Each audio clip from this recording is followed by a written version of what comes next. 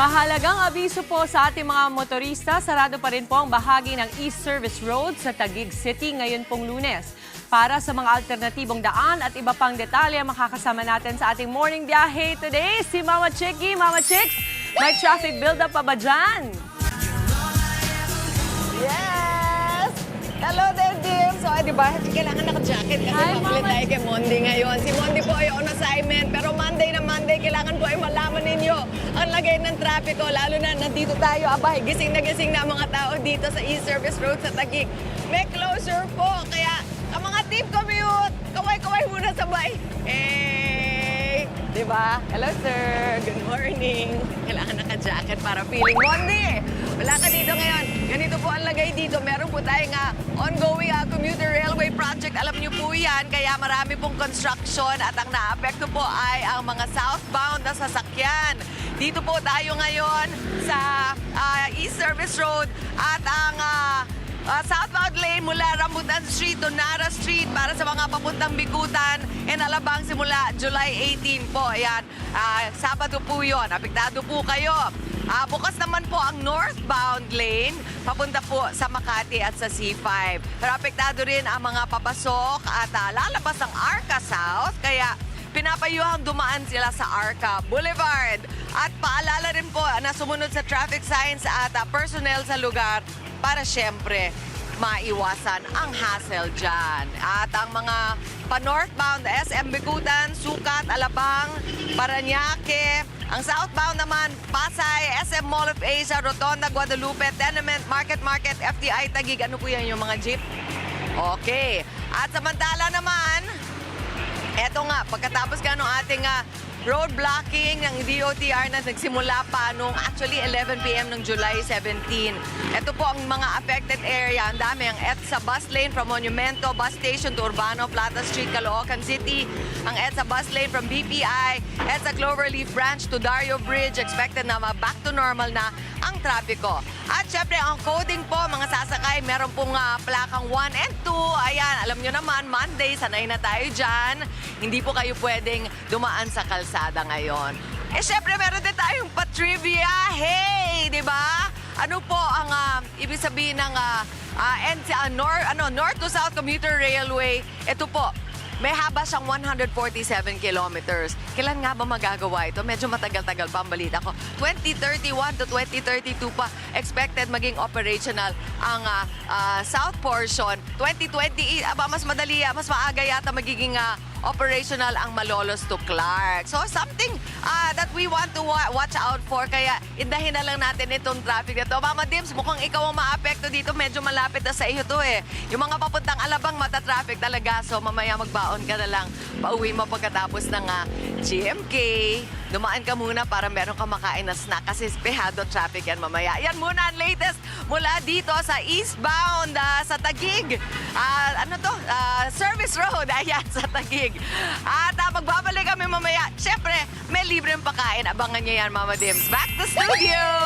Mama Chicks, maraming salamat sa morning biyahe update mo dyan. Saktong-sakto, nasampulan din ako on a Monday morning, mga kapatid. Nga po pala doon sa northbound po, kung galing kayo ng south, papuntang north, yun pong EDSA Guadalupe ay napakabagal po. Pero konting pasensya mga kapatid, meron po aksidente dyan, isang truck at bus.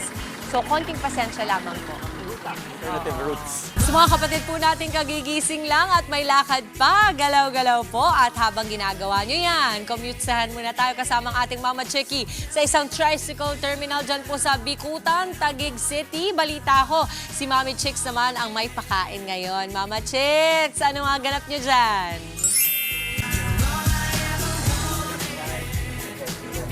Yun o, sarap po. Wow, Mama Chicks! Mama Tim, so nandito naman ako sa iyong part of the world. Nandito ko sa may Bikutan. Kasama ko ang aking mga barkada.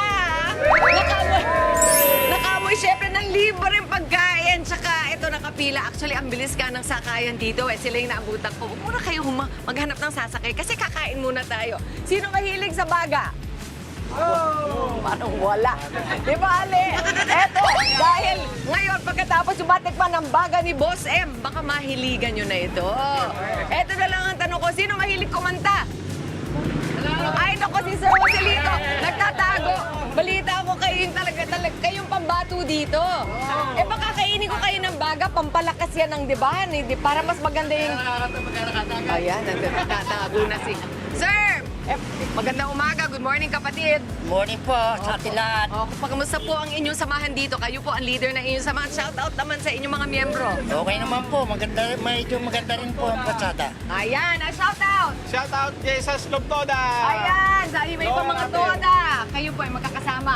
Opo. Opo, kamusta naman eh? Kayo ba ay naapektuhan dito sa may closure, sa malapit sa may sa southbound, sa may Taguig? Oo. Maabot pa dito yung... Nagkaka-traffic. Nagkaka-traffic. Yes. Opo, pagka nagta-traffic ng ganun, kamusta naman ang epekto sa inyo? Mahina ang biyahe. Ay, ganun po ba? Kasi hindi sila Nauubos ang oras. Nauubos ang oras.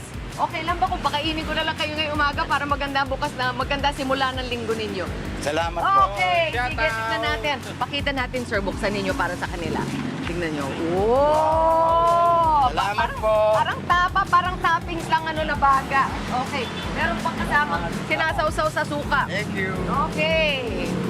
Sa ating mga kasama dito sa Bikutan, huwag ka kalimutan yung Salamat sauce po. niya. Pagkain. Uy, magpasalamat na tayo sa baga ni Boss. Ay, baga ni Boss M. Ayan. At syempre sa Foodie Bite by ZC. Ayun. At ang kanilang owner si Vincent Marvin Manyoso and Christine Gutay. Maraming salamat dahil ang dami niyong pinasaya dito. Nandito pa rin tayo sa GSS Lubitoda or General Santos Street, ano? Nasa General Santos Street tayo. Ito po ay lower ba o upper Bikutan? Upper Bikutan. At ito nga ang ating Taguig Tricycle Operators and Drivers Association. Na-shoutout na po natin. Oy, sir, nakalimutan mo yung... Eto, sa'yo na lang yan. Oy, pwede. Gusto mo na... Ibigyan, dadagdagan ko pa yan. Baga, para may kasama yung pansit ninyo. Okay, sige, magtawag pa tayo. Ayun, mahaba-haba yung pila dito. Tingnan nyo. Gusto nyo po ba ng libre na kayo? Bibigyan natin kayo ng libreng baga ni Boss. Boss, hand up. Wow. Okay yung ganyan, mabilisan. Boss, hand up. Alright. Okay, ito. Ang mga sasakyan po ito ay papunta Upper Bikutan, papunta Lower Bikutan. Tama ba? Taguig City University, Taguig People Market. Sa dali, boss! Magka-hand off pa ako. Ready and hand off. Okay! Alright! Sige na. Ayan yun na. Ikaw ba, may nakapili yung tricycle mo? O kanina pa, parang meron ng gusto. Ano pangalan mo? Edward Granil. Edward Granil. Granil. Good morning, kapatid. Good morning! Pati sa pamilya. Alright! Maraming salamat sa inyo. Dami pa natin pamimigay. Tawagin niyo yung mga kasamahan para mabigay natin lahat ng ating libreng pagkain. Alright, sige, back to studio muna tayo, Dimples! Maraming salamat, Mama Chicks. Mukhang marami pa dyan. Aba, habol pa po sa mga kapatid nating nasa Bikutan, Taguig City. Mga kapatid, Mondi Lopez po, manatiling updated sa lagay ng trapiko sa mga pinakaabalang kalsada sa Metro Manila.